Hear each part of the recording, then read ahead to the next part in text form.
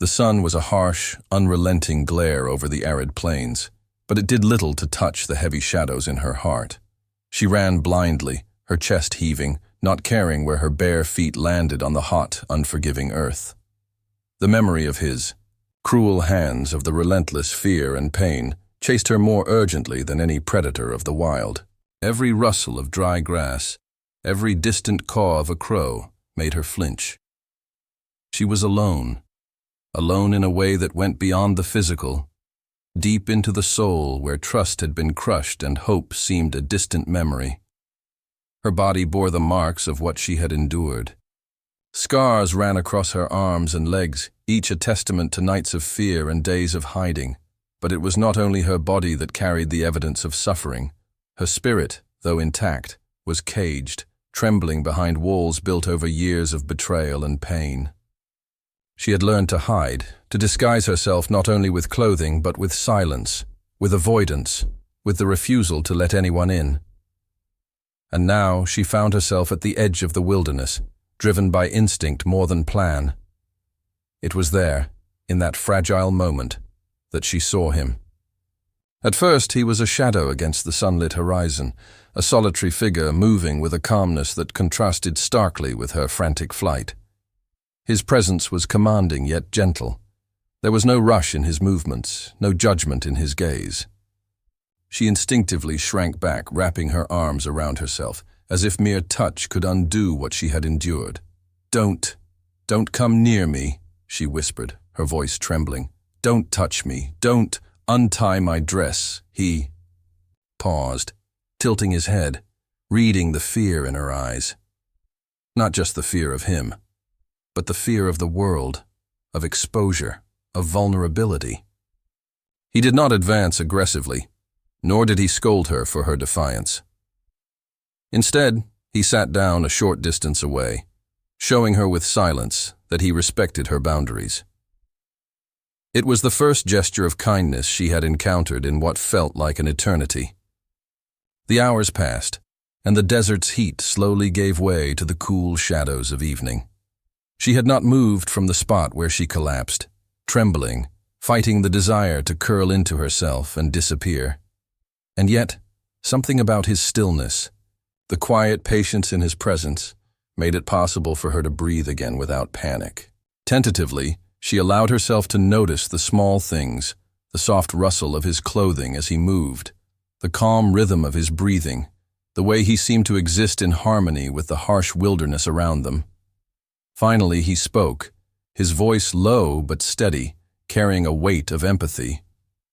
"You don't have to explain. You don't have to show me anything you're not ready to show. You're safe here." The words, simple though they were, felt like a balm on her raw, trembling soul.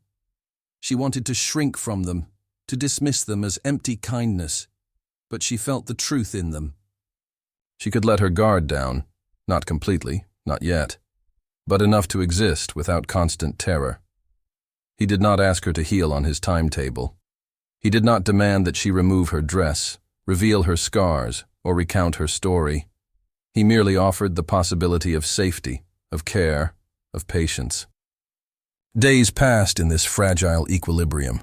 The Apache brought water and food without insistence, tending to her needs with quiet respect. He created space for her to rest, to observe, and slowly to regain strength. She resisted at first, mistrusting the comfort, fearing it was a trap. But the longer she stayed, the more she realized that his support was steady, unwavering. It was not about removing the past. It was about helping her survive, slowly, in her own time.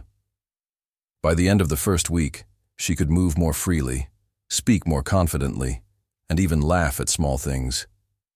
Her scars remained, as did the memories they represented, but they no longer defined the entirety of her existence.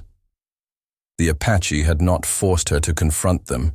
He had not demanded immediate trust or emotional exposure.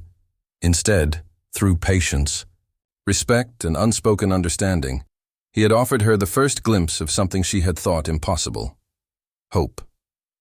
For the first time in what felt like forever, she allowed herself to imagine a future where pain did not rule every moment, a future where scars were not marks of shame, but symbols of survival. And as she lay under the canopy of stars, feeling the gentle night wind on her face, she realized that perhaps, in the presence of this quiet, unwavering guardian, healing was not only possible, it had already begun.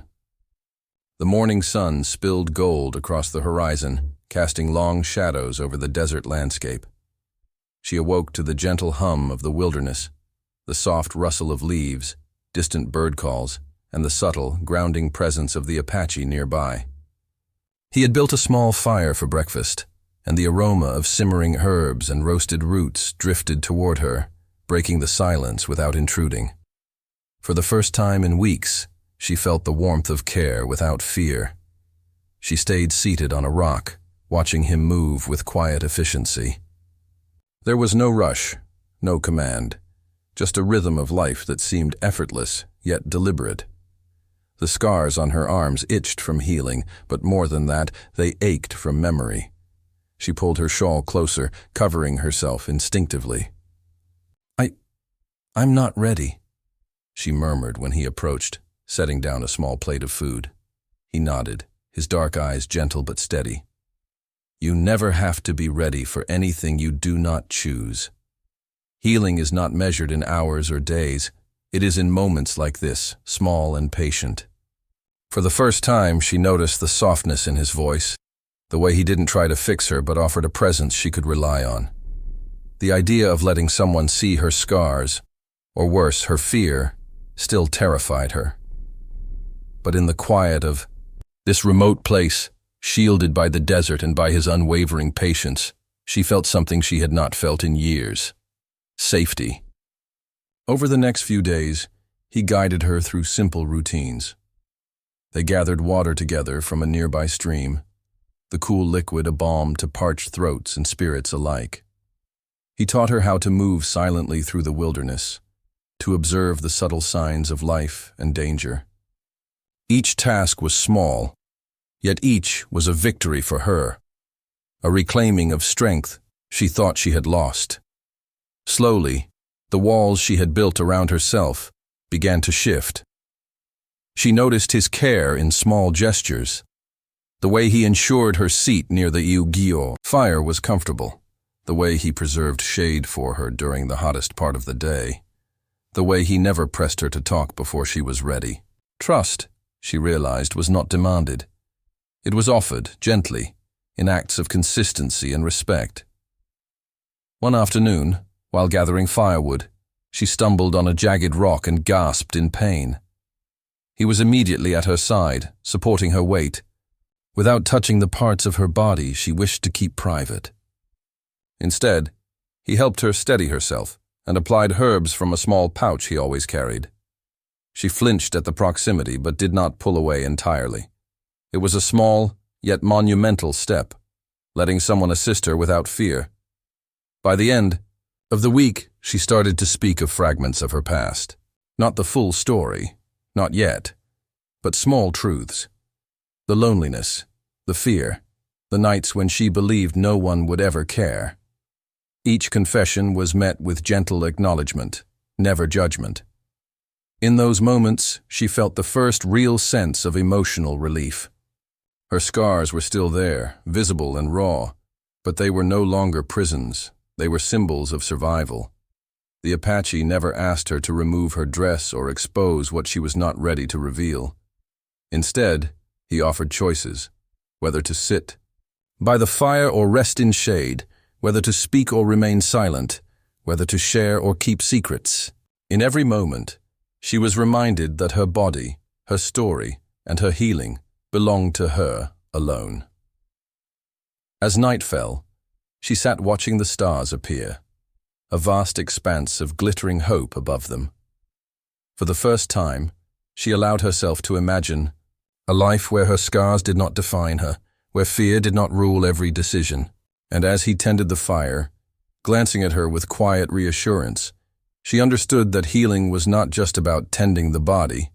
It was about reclaiming the self, piece by piece, with patience, respect, and the courage Days blurred into one another in the quiet rhythms of the wilderness. The woman had grown stronger, both in body and in spirit, yet shadows lingered, echoes of the past that refused to fade. Every time she caught her reflection in the water, the scars on her arms and shoulders reminded her of nights filled with fear, of hands that had caused her pain, and of a world that had seemed merciless. Though she had found safety, the memories clung to her like stubborn shadows. One evening, as the sky burned orange and pink with the dying light of the sun, she sat beside the Apache near the fire. The warmth of the flames contrasted with the cold pit of fear in her chest. She wrapped her shawl tighter, her voice barely above a whisper. I can't forget. Even here, even with you, I still see them." He remained silent for a moment, simply observing her with an unwavering gaze. Then he spoke softly, his words deliberate and measured. "You are not alone in your memories. They are yours, but they do not own you. Each day you choose to breathe, to live, to survive. That is your strength." She looked at him, searching his face for judgment, but found none. Only patience, only a steady assurance that she could face the darkness at her own pace. For the first time, she considered that healing might mean more than tending to her body. It might mean confronting the deepest, most hidden fears she had, buried. The Apache suggested small exercises, gentle ways to confront her emotional scars without feeling exposed. They sat together in the quiet of the evening, and he guided her in breathing and grounding techniques, helping her observe the sensations of fear without letting them control her. He never demanded confession or tears, but he made it clear that sharing was an option, not an obligation. Slowly, the tension in her shoulders eased, and the tight knot in her chest loosened, just enough for her to breathe more fully. Over the next few days, he introduced rituals of healing that blended tradition with simplicity. She learned to press herbs into warm cloths to soothe aching muscles, to wash her hands and face in running water while repeating affirmations of survival, to light small fires for cleansing and reflection. Each act was symbolic as much as practical, a quiet reclaiming of control over her own body and mind. She realized that healing was not instantaneous. It was patient, layered, and deeply personal. The turning point came one morning by the stream. She had been avoiding the water, afraid of seeing the reflection of the scars that told her story. The Apache approached, carrying a small bundle of herbs. "You do not have to look if you are not ready," he said gently. "But when you are ready, even a glimpse can be a step toward peace." With trembling hands, she reached for the water. The reflection staring back was a stranger, and yet herself, marked, bruised, and yet undeniably alive. She touched her arm, the skin cool against her palm, and for the first time she did not recoil. She allowed herself to acknowledge her scars not as symbols of shame, but as evidence of her survival. The Apache watched silently, a steady presence, his calm respect giving her the courage to face her reflection without flinching. That evening, as the sun dipped below the horizon, she allowed herself to share fragments of her past, brief stories, words she had never spoken aloud. Each confession was met with understanding, never pity. And in those shared moments, a profound trust began to form, unspoken but deeply felt. She realized that healing was not a solitary journey. It could exist alongside someone who honored her boundaries, who offered guidance without forcing her to surrender control. By the end of Part 3, she understood that safety and healing were intertwined. The Apache had not only provided shelter for her body but a sanctuary for her spirit. Her scars remained, etched upon her skin like a map of survival, yet they no longer dictated the boundaries of her life. She had begun to reclaim herself, her strength, her voice, her capacity to trust. And for the first time in years, she allowed herself to imagine a future that was not defined by fear. The days grew longer, and with each passing sunrise, she felt herself becoming less a prisoner of her past and more a participant in her own life. The wilderness, once frightening and alien, had become a sanctuary where she could rebuild herself in her own time. She moved with steadier steps, her muscles stronger, her mind clearer. Yet the most remarkable change was within. The slow, almost imperceptible emergence of trust, patience, and self-belief. The Apache never rushed her. He never demanded that she reveal more than she was ready to share, nor did he challenge her boundaries. Instead, he showed her a way to channel her energy and fear into actions that built resilience. They worked together to gather firewood, track water sources, and tend small garden patches that sustained them. Each task, simple though it seemed, was a lesson in reclaiming control over her body and her environment.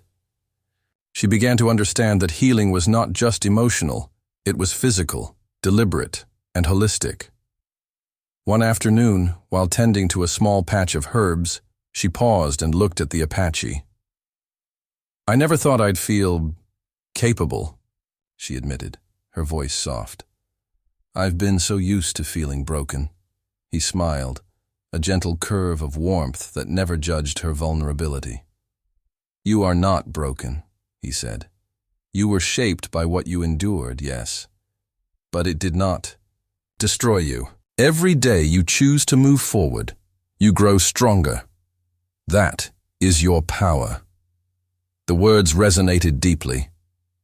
For the first time, she began to see herself not as a victim, but as a survivor, someone capable of strength, courage, and even joy. She no longer flinched at the idea of facing the world beyond the wilderness. She had learned that fear did not define her, that her scars were a testament to her endurance, not her weakness. That evening, as the sun dipped behind the distant mountains, she finally allowed herself to stand before the mirror of the stream, uncloaked, unshielded. She studied her reflection, the faint, jagged lines across her skin, the slight stiffness of old wounds, and felt a sense of pride she had never imagined. Each scar told a story, not of shame, but of survival, and in that reflection, she no longer saw a frightened, fragile girl. She saw a woman reclaiming her life, piece by piece. The Apache observed quietly, never pressing, simply present. He had become more than a protector. He was a guide, a steady companion, a witness to her transformation. Their bond was built not on dependence, but on mutual respect, patience, and shared moments of understanding. In his presence, she had discovered a space where vulnerability was safe, where trust was earned slowly, and where healing could flourish naturally. Later that night, as stars blanketed the sky in a tapestry of light, they sat by the fire in comfortable silence. She allowed herself to speak, to recount stories she had buried long ago. He listened, never interrupting, offering only acknowledgement and empathy. With each shared memory, a weight lifted from her heart. She realized that healing was not about erasing scars. It was about integrating them into the story of who she had become. By the end of Part 4, she had taken significant steps toward reclaiming her sense of self. She could move freely, speak confidently, and even laugh without fear of judgment. The wilderness was no longer a place of danger, but a classroom, a refuge, and a mirror reflecting her resilience. Her scars, both visible and hidden, had begun to transform from symbols of pain into emblems of courage. She understood now that trust, like healing, was a journey, not a single act. And as the Apache sat beside her, sharing the quiet warmth of the fire, she felt a profound sense of gratitude and connection. She had survived, she had healed, and she was ready to embrace the life that stretched before her, stronger, wiser. The wilderness had become more than a refuge. It had become a place of transformation. Each day she woke with a quiet strength she had never known, feeling the pulse of life in her muscles, the clarity of thought in her mind, and the growing steadiness of her heart. The scars that once seemed like chains were now reminders of endurance, symbols of a past that had tested her, but never broken her. The Apache continued to guide her with unwavering patience, never imposing, always offering. Choices.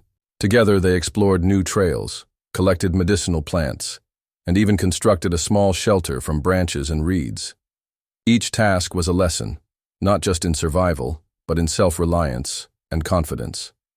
She discovered that she could trust her instincts, that she could face the world outside with courage, and that her own voice, once silenced by fear, could speak truths with quiet authority. One morning, as sunlight filtered through the trees, she hesitated at the edge of a shallow river. The water rippled over smooth stones, reflecting the sky like a mirror. She knelt and let her hands dip into the cold stream, watching the ripples distort her reflection. For the first time, she felt a sense of connection to herself, unbroken by fear. The scars on her arms and legs no longer repelled her gaze. They were part of her story, woven into the fabric of her survival. The Apache approached, carrying a bundle of herbs and a small cloth. "Do you want help?" he asked gently. She shook her head with a smile. "Not today. I can do this myself."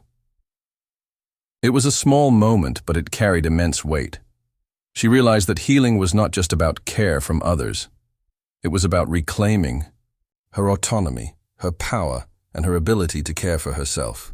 The Apache's guidance had given her the tools, but the choice to step into her own strength was hers. Over the following days, she began to explore more of the wilderness on her own, practicing skills the Apache had taught her, testing her limits, and discovering her resilience. She laughed freely, sometimes at her own clumsiness, sometimes at the playful antics of wildlife. Joy, a feeling that had seemed impossible just weeks ago, began to seep into her life. Evenings became a time of reflection and storytelling. She shared pieces of her past that she had never dared to speak aloud. The Apache listened without judgment, offering only gentle encouragement. Through these exchanges, she learned that healing was not linear. It came in waves, sometimes sudden and intense, other times slow and almost imperceptible. And yet, with patience and persistence, each day brought progress. Each day brought hope. The most profound change, however, was internal. She no longer saw herself solely as a survivor of trauma. She saw herself as a woman capable of love, trust, and connection. The Apache had taught her that boundaries could coexist with intimacy, that safety could coexist with openness, and that vulnerability did not equate to weakness. By the end of Part 5, she had reclaimed much of her independence. She could tend her own needs, navigate the wilderness, and even face moments of solitude without fear. The scars, both visible and hidden, had become a testament to her resilience, not reminders of shame. And as she sat beside the Apache one evening, watching the sun sink below the horizon, she understood that hope was no longer a distant dream. It was a living, breathing reality she had nurtured for herself. She realized that the journey of healing was ongoing, but for the first time, she felt capable of continuing it, not alone, but with the support of someone who honored her strength, her boundaries, and her story. And in that understanding, a quiet peace settled over her, signaling that the past, while never forgotten, no longer controlled her future. The days in the wilderness were no longer measured solely by survival, but by growth. She moved through the world with a quiet confidence, the weight of fear gradually replaced by a sense of agency. Every morning she awoke aware of her body's capabilities, each scar a mark of lessons learned rather than shame. What once symbolized vulnerability now signaled resilience, and the Apache's presence reinforced that her strength was not defined by perfection, but by persistence. One morning, as the desert sun rose in a blaze of gold, she found herself standing, on a small ridge overlooking the valley below. The wind teased her hair, carried scents of sage and dry earth, and reminded her that the world was vast and alive. For a moment, she closed her eyes and let the breeze wash over her. She no longer flinched at the sight of the scars on her arms. They were hers, and they had survived with her. The Apache approached silently, as he always did, carrying a bundle of gathered herbs. "The world is wide," he said simply, his voice calm. "And it is waiting for you to move forward. You are ready." Her gaze met his, a mix of gratitude, trust, and newfound strength shining in her eyes.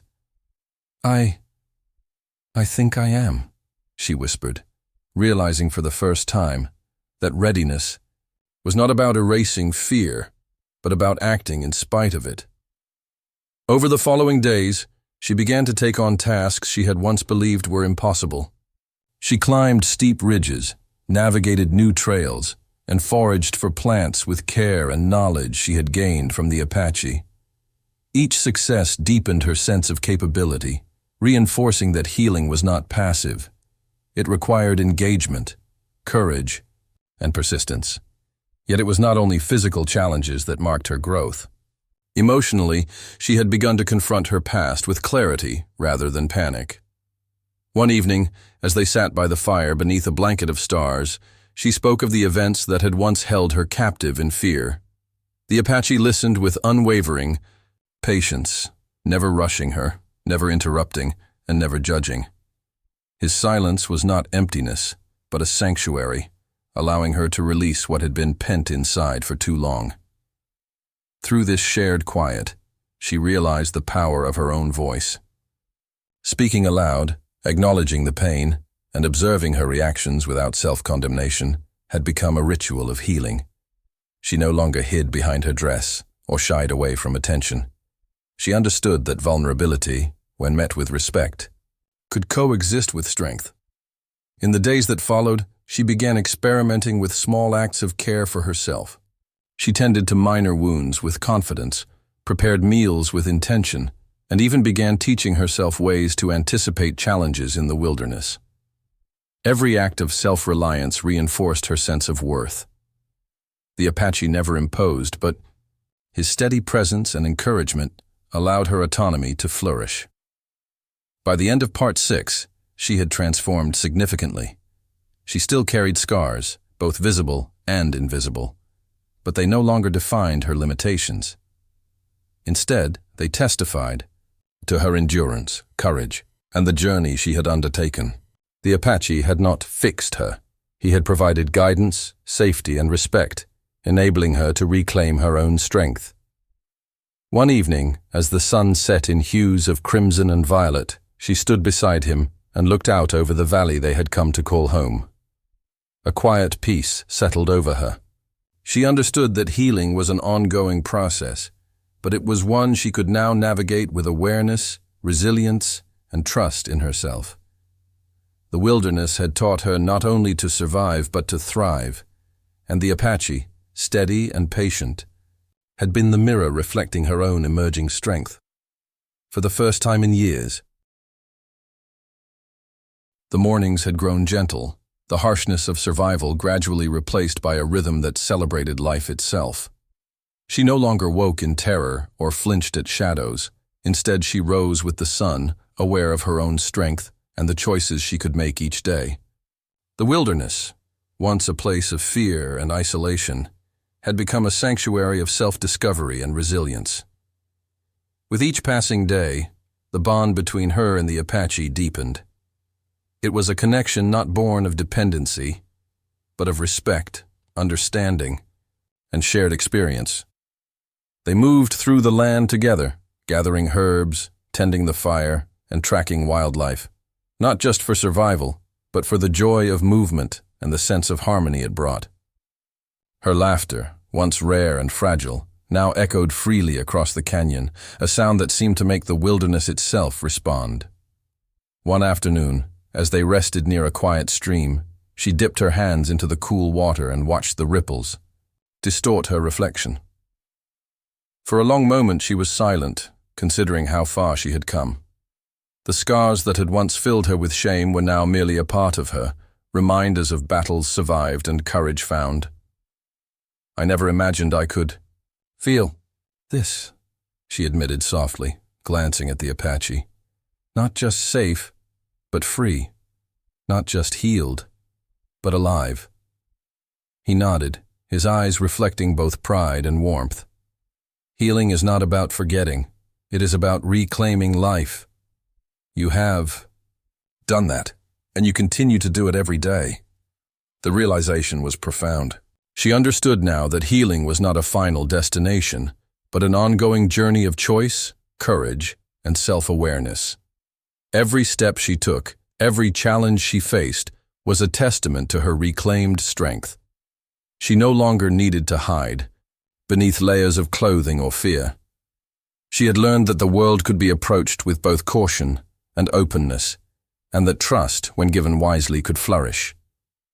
Over the following weeks, she began taking small risks, exploring new areas of the wilderness alone, practicing skills she had once thought beyond her, and even teaching herself new ways to live harmoniously with the land. Each act reinforced her autonomy, and with each success, her confidence blossomed. She could finally see herself not merely as a survivor, but as a woman capable of shaping her own destiny. Evenings remained a time of reflection, conversation, and shared silence. The Apache never pressured her to speak or act beyond her comfort, but their connection deepened through mutual understanding. She began to appreciate not only the safety he offered, but the companionship of someone who honored her boundaries while encouraging her growth. Slowly, subtle gestures, shared smiles, quiet nods, the simple act of sitting together, became a language of trust, respect, and mutual care. One night, under a sky studded with stars, she realized something remarkable. She had begun to hope, not for rescue, not for salvation from anyone, but for the life she wanted to build for herself. Her heart, once hardened by fear and pain, now held the space for joy, connection, and even love, in its own time and on its own terms. By the end of Part 7, she had embraced the possibility of a future beyond mere survival. Her scars were no longer symbols of shame, but emblems of endurance and growth. Her relationship with the Apache had evolved into one of deep mutual respect and quiet understanding, a bond that nurtured her independence while allowing her to experience companionship, trust, and hope. For the first time in years, she felt fully alive, not just healed, but empowered, not just safe, but capable, and not just present, but ready to embrace the fullness of life. The seasons began to shift, and with them, a subtle transformation settled into her heart. The wilderness, once a realm of fear and uncertainty, had become a living classroom where she had learned patience, resilience, and self-reliance. Each day brought new challenges, but also new victories, proof that her past did not dictate her future. She had faced her scars, both visible and invisible, and slowly, they had become symbols of strength rather than shame. One quiet morning, as the sun painted the sky in streaks of gold and crimson, she found herself at the edge of a small cliff, overlooking the valley below. The wind tousled her hair, and for a moment, she closed her eyes, feeling the steady rhythm of her own heartbeat. In that instant, she realized how far she had come, from fear and isolation to trust and self-possession. The memories of pain were still present, but they no longer held dominion over her spirit. The Apache approached silently, as he always did, offering companionship without intrusion. "You've grown strong," he said softly, his eyes reflecting pride without expectation. "Not because I guided you, but because you chose to reclaim yourself." Her lips curved in a faint smile. "It's true. I can face my past now, not with fear, but with understanding. And maybe, one day I can help others do the same." The thought of giving back, of using her survival to inspire hope in others, marked a turning point. She realized that healing was not only about reclaiming oneself, but about transforming that experience into wisdom and strength that could be shared. Her scars were no longer just her own. They were part of a story that could guide others from darkness into light. Over the following days, she began to take more initiative in her daily life. She prepared meals, gathered resources, and organized small spaces for comfort and safety. But more importantly, she began to embrace the emotional freedom she had fought so hard to attain. She spoke openly with the Apache about her fears and hopes, no longer shrinking from vulnerability. And in doing so, their connection deepened, not as protector and protected, but as equals bound by respect, understanding, and mutual care. One evening, as they sat beneath a canopy of stars, she reflected on the journey that had brought her here. The woman who had arrived terrified, hiding under layers of clothing and layers of pain, was no longer present. She had faced every shadow, acknowledged every scar, and reclaimed her voice, her body, and her spirit. The Apache had not forced her to heal, but his steady presence had created the space she needed to grow. Finally, she allowed herself to smile fully, without hesitation. The healing was not complete. Perhaps it never would be. But it was real, tangible, and empowering. She could face the world again, not as a victim, but as a survivor, a woman who had endured, learned, and transformed. And in that realization, she discovered a sense of peace she had never known. The understanding that strength and vulnerability could coexist, that scars could be celebrated rather than hidden, and that trust could flourish when nurtured with patience and respect. By the end of Part 8, she had fully embraced her transformation. Her scars remained, yet they no longer defined her. She had reconciled with her past, reclaimed her present, and opened herself to a future shaped by courage, hope, and choice. The Apache, her companion and witness, had been part of this journey. But the true power, she now understood, had always been within her. The night settled around them, stars twinkling like promises of possibility. For the first time in years, she felt not only healed, but free, ready to step into the life she had fought so. The dawn arrived crisp and clear, painting the wilderness with shades of amber and green. She stood at the edge of the clearing, feeling the morning breeze ripple across her skin, carrying the scent of sage and earth. The woman who had once cowered, in fear, hiding her scars under layers of clothing and shame, now stood upright, steady, and aware of her own strength. She had survived, she had healed, and she was ready to step forward. Over the past months, she had reclaimed not only her body, but her autonomy. She no longer relied solely on the Apache for guidance. He had taught her the skills, yes, but she had embraced them fully. She could gather food, navigate the terrain, and tend to her own wounds. Her physical strength mirrored the resilience she had cultivated emotionally. Each task completed reinforced the truth she had learned. She was capable, resourceful, and deserving of her own life. Yet independence was more than survival. It was about choice, about reclaiming the power to define her own path. She reflected on the journey that had brought her here, the fear, the pain, the moments of despair, and realized that each had been a stepping stone rather than a chain. Her scars were no longer symbols of limitation. They were evidence of endurance and courage. She traced the faint lines on her arms and smiled, recognizing that they were part of her story, but they did not control it. The Apache approached, carrying a small bundle of herbs and firewood. He paused at a respectful distance, sensing the quiet determination radiating from her. "You are ready," he said simply, his voice calm yet filled with warmth.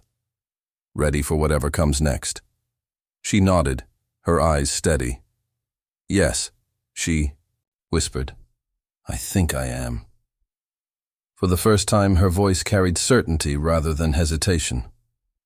She realized that readiness was not about erasing fear, but about moving forward despite it. Over the following days, she began testing her independence further. She explored new trails, foraged distant areas, and even navigated challenges without his presence.